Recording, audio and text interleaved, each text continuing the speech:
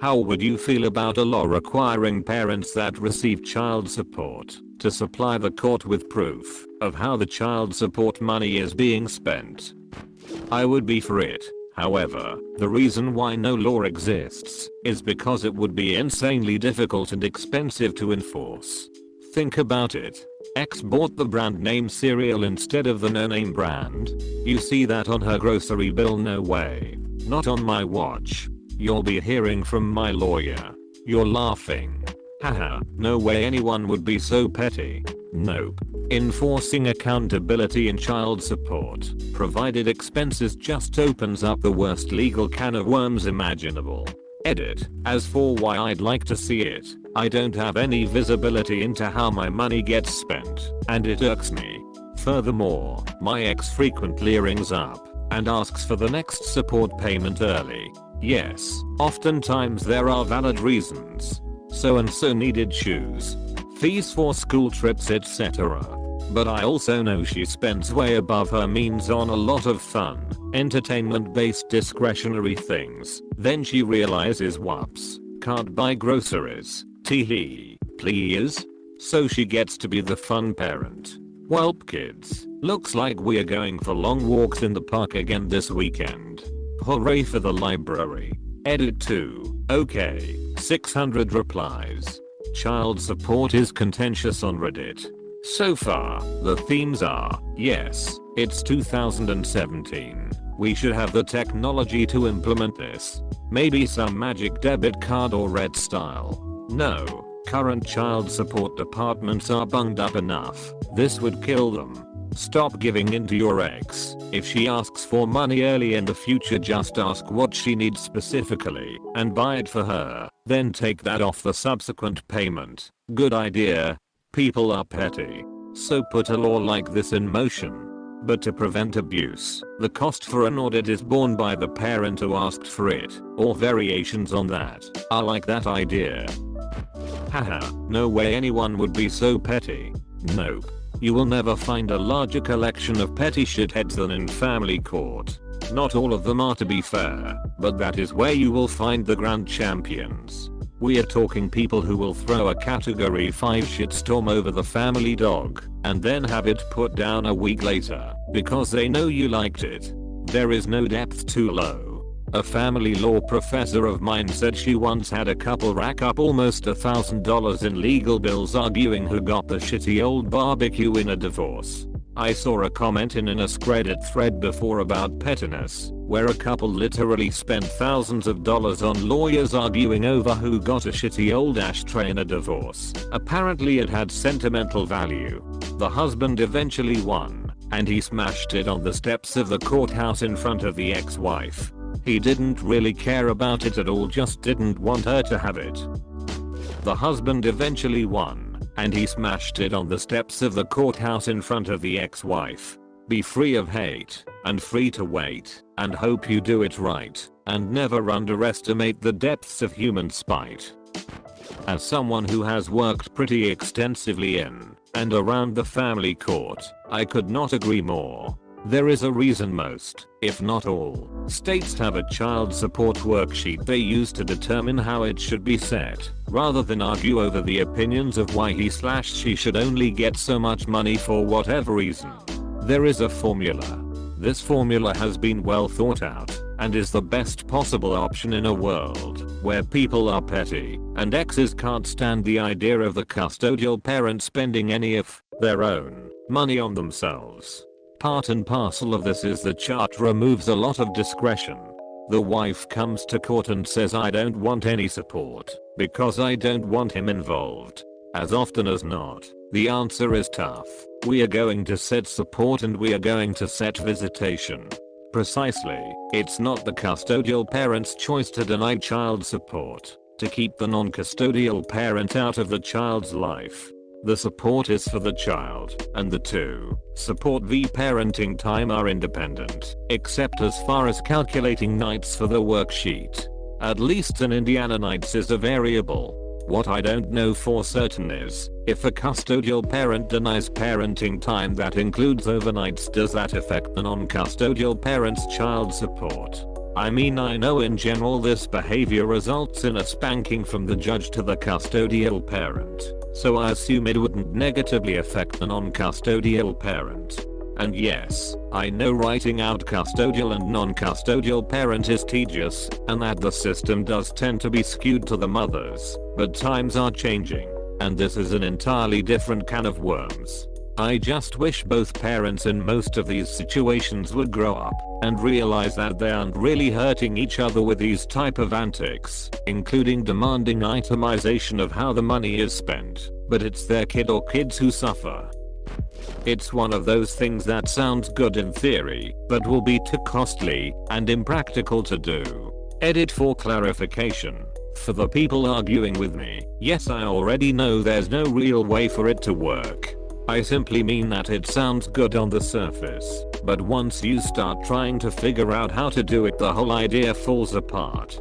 It doesn't even sound good to me on the surface as someone working in family law. The guy's asking, how do I know she's spending this on groceries, are never the sort that would receive an itemized bill and be satisfied. This would just lead to, well, she's spending all of her child support money on groceries, so she can use her own money to party all weekend. Look, I have pictures. How would you implement that? A parent has to pay for food for the child and themselves. Are you going to ask for 2 receipts each time? What about the cost of gas, providing a home, electricity, internet, or TV expenses? Do you split all those up proportionally? I get the argument that the parent could spend all the money on themselves, but there's no good way to police it. Child support is supposed to go to everything that it requires to raise a child, which includes sports and clothes for them, but also a lot of shared expenses with the adult. Edit. A lot of responses saying, put it on a card that limits purchase types. Again, how would you implement an approved list of purchase types? It takes much more than food and clothes to raise a child. The point of child support is to make sure the child can maintain the lifestyle that would have been afforded to them if both parents were together.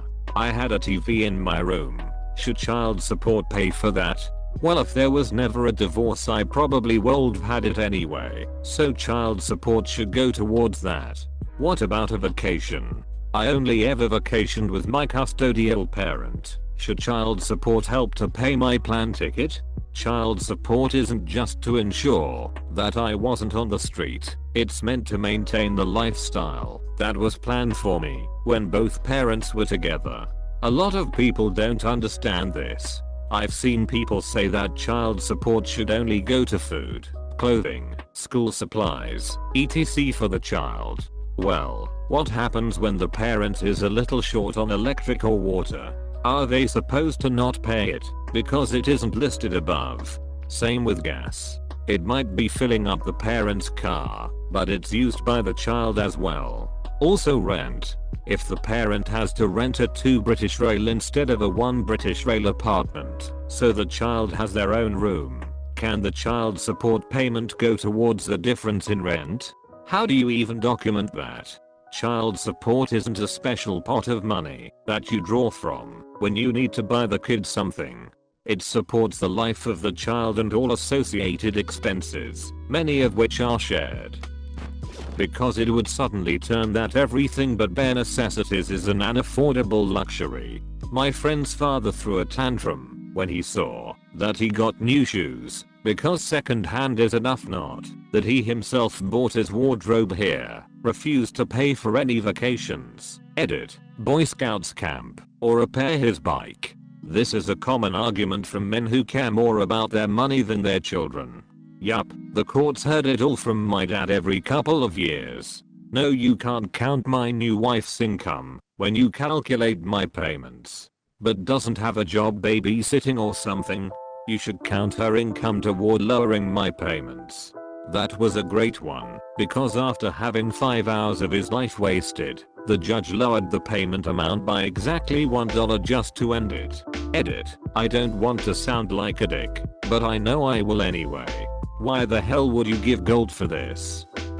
I just tried to upvote you twice. The whole deal with parents trying to get out of their responsibility for their children and starting a new life is part of what drove me from my parents. I get that adults are entitled to remarry and try to be happy, but when you dump your kids because your new S/O takes up all of your time and the S/O doesn't pitch in, you're fucked up, and you fucked up. My real dad or stepdad never paid child support because 1. My mom never went after it, and 2. She refused it when they offered because she didn't want to be on the hook for the money. I get it, but I was really poor growing up. She could have gotten a lot of money, $2,000 MO, from my real dad, and she had evidence to support that he was unsafe, so he probably wouldn't have gotten any visitation. I understand and respect her not wanting to gamble on my safety, but shit, we needed the money. Around when I turned 23, he opened an account for me and started putting money in it, but was pissed when I was spending it on living expenses in my last semester of college, studying for my board exam. Edit, he didn't tell me this when we opened the account. He just started giving me money. What he wanted was for me to save it so I could fly to the Philippines to visit him and his 24-year-old mail order bride. Question mark. When I was 17, my mom assumed I was old enough and working enough to take care of myself and would vanish to her BFs for weeks at a time. I was able to low-key move out at 18, and she didn't notice until a month after I moved. She didn't notice I moved out. TLDR, your kids know you're a shitbag, and they don't forget. The whole deal with parents trying to get out of their responsibility for their children. People who do shit like this piss me off to no end. I gave up my location-specific dream career to move back to my redneck shithole hometown so I wasn't an absentee father, and you have some parents that live 5 minutes away and couldn't care less about seeing their kids.